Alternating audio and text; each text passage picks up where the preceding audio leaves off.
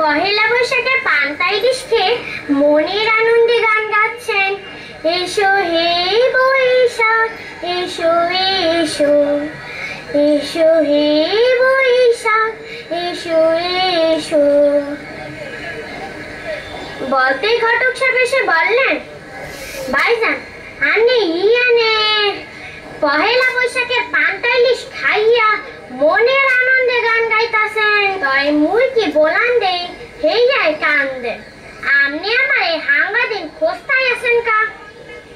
ভাইজান আন্নের কহালে বউ নাই, ওই উত্তর হারা জরিনার কহালেও জামাই নেই, তাই চিন্তা ভাবনা করছি যে আন্নের লগে উত্তর হারা জরিনার লগে এখন নিয়ে সরাই দিতাম।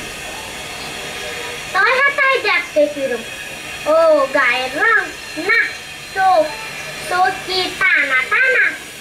ভাইজান হেতার একখান সোহের মনি এই মিহি, আরেকখান সোহের মনি হেই মিহি, একদম টেগরা।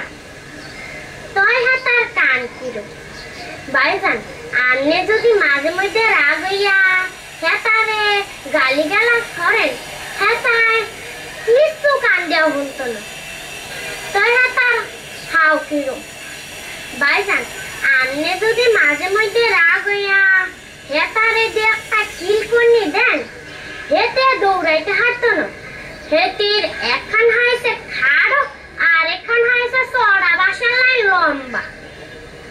তয় হেতার চুল কিরম লম্বা লম্বা। ভাইজান আন্নের কোন ইতিহাসে খরচ হইতো না।